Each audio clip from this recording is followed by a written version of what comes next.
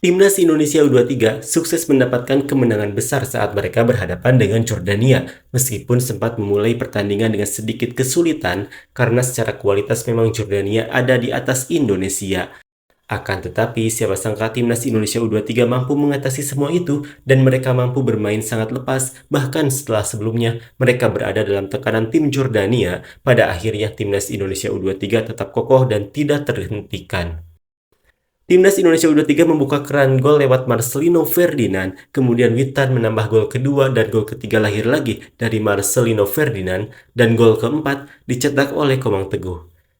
Kemenangan 4-1 atas Jordania memastikan Timnas Indonesia U23 lolos ke babak 8 besar, dan Timnas Indonesia U23 pun akhirnya berhasil mencatatkan sejarah dan membuat nama Asia Tenggara juga semakin diperhitungkan di kancah internasional. Seperti inilah komentar orang Jordania usai Timnas Indonesia U23 kalahkan Jordania U23. Performa yang memalukan, tidak ada game plan, umpannya panjang dan permainannya panjang dan acak. Tim Indonesia lebih terorganisir dan bermain imbang dan solid. Saya berharap mereka memainkan umpan pendek dan dekat karena Indonesia baru dan sudah berkembang, tetapi tidak lebih baik dari kami. Dan jika situasinya tidak berubah di babak kedua, maka keluarlah memang pantas dan staf pelatih memikul tanggung jawab penuh. Bandara menyambut Anda. Tuhan sudah cukup bagi saya dan Dia adalah pengatur urusan yang terbaik. Tidak ada pertahanan, tidak ada serangan, tidak ada jalan tengah, dan tidak ada daya atau kekuatan kecuali pada Tuhan. Di sini ternyata tidak ada pelatih nasional yang pantas memimpin tim manapun untuk kami. Sejujurnya, dan dengan segala hormat kepada Abu Zam, semoga Tuhan memberkati Anda. Anda menghancurkan seluruh generasi dengan nama-nama terbaik yang sedang naik daun di Yordania.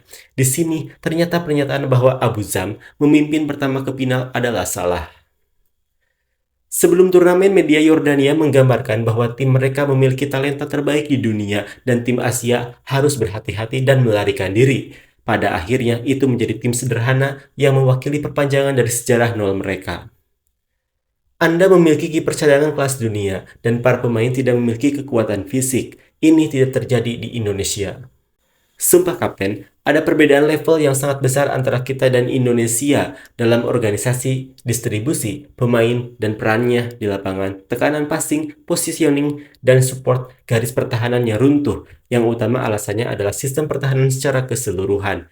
Lini tengah adalah kesenjangan besar antara pemain dan campuran posisi. Saif seharusnya menjadi pemain sayap dan Basor tidak dalam. Saya mengerti tujuan kehadiran Basor. Sebagai pemain sayap, apa tujuannya? Kiper Antoine dan 1000 tanda tanya. Kalbouna adalah penyerang acak dengan positioning, pergerakan, dan pembongkaran, dan terburu-buru untuk menyelesaikannya. Arif Alhaz adalah keegoisan, tergesa-gesa, kebodohan, dan kekacauan. Manajemen teknis terbelakang tanpa rencana atau taktik sama sekali. Indonesia membuktikan bahwa kami tidak memiliki pelatih atau bahkan ide sepak bola. Kami tersingkir di babak pertama. Tim Olimpiade Indonesia bergerak sangat cepat, tidak seperti tim Olimpiade Yordania yang bergerak lambat. Tim yang bermain tanpa jiwa dan tanpa semangat, ratapan Indonesia layak meraih kemenangan. Indonesia menjadi seperti Jepang. Indonesia layak lolos, jauh lebih baik dari Yordania. Sentuhan, umpan silang, kemampuan individu, semuanya lebih baik dari mereka. Namun yang janggal dan janggal adalah Timnas Indonesia mencetak gol dengan usaha yang minim. Artinya, lini Timnas Yordania hampir selesai. Insya Allah kompensasinya ada di babak kedua. Tanpa permainan, tanpa taktik, tanpa keterampilan, ini pertandingan yang memalukan. Kami terbiasa hanya bertahan dari serangan balik.